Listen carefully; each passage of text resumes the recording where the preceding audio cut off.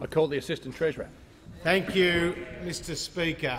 Look at what Labor do, not what Labor says, because their 6 years in office saw more than 500,000 jobs lost in small business alone when they rotated ministers like no tomorrow, one every year, and when they saw businesses, big and small, be suffocated by more than 21,000 new regulations.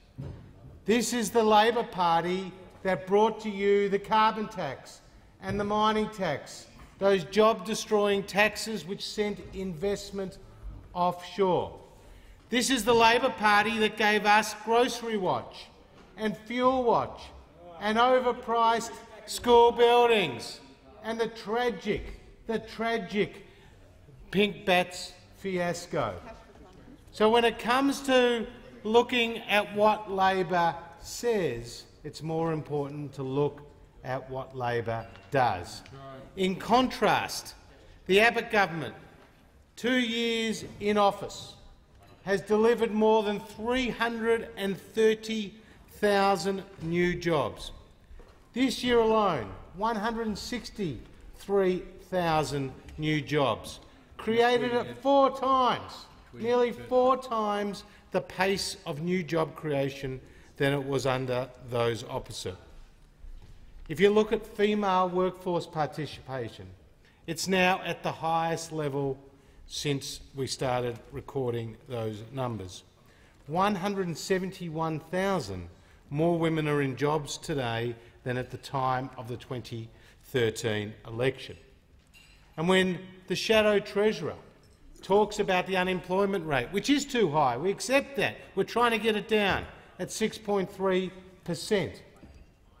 Let's not forget that in the Shadow Treasurer, when he was then the Treasurer on the 2nd of August 2013, in his economic statement he predicted 2014-2015 unemployment numbers to be 6.25%. So it's very much consistent with what the Treasury numbers were when Labor was last in office. But then if you look at our headline economic numbers, the March GDP quarter growth was 0.9%, higher than it was in other comparable developed economies, including all the G7 economies. We have seen retail sales up 4.9% over this time last year. Export volumes are up 5% year on year as we see the dividend from the heavy investment. 223,000 new companies were registered in 2014. 10 out of the last 12 months have seen rises in the job advertisements. Project approval times have been halved, and we've seen $1 trillion worth of projects approved by this government. And the most recent we are debating in this chamber is one which will create 10,000 jobs as a result of the Adani investment in that coal mine in Queensland. If Labor would get out of the way, those jobs would actually be created.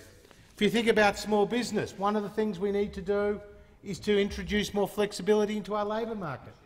So we said at the last election we would get the Productivity Commission to produce a report into the workplace relations sphere. And what did the unions and the Labor Party do? They kiboshed it before the report even hit the desks of those in this place. And one of the issues they talked about were unfair dismissals and penalty rates and greenfields and statutory contracts. They were all on the table from the same organisation that gave us the NDIS, namely the Productivity Commission. But those opposite will not undertake any reform in the workplace relations sector unless, of course, it betters the position of the union movement, who they are beholden to. And the union movement only represent around 12 to 13% of private sector workers in this economy, in this country.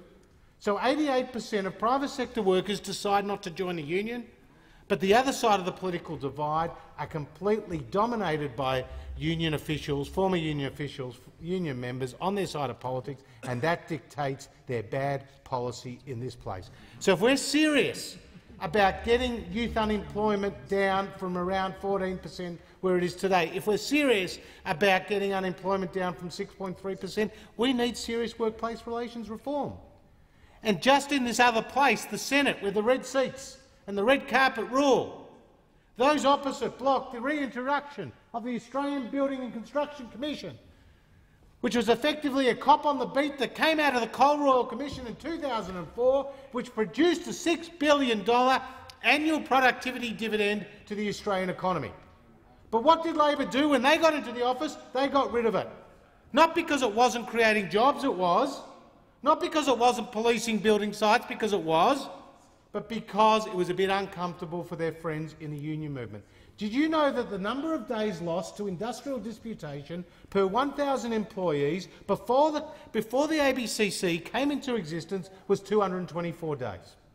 224 days lost to industrial disputation per 1,000 employees before the Coal Royal Commission, before the ABCC came into effect. After the ABCC came into effect, that number fell to just 24. Wow.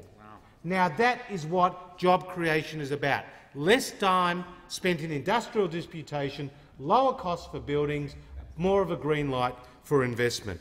Now I could go on. What about our infrastructure projects? Just listen to these numbers. The WestConnex project, and I see the member for Bennelong there, in his state of Sydney, creates 10,000 jobs directly and indirectly.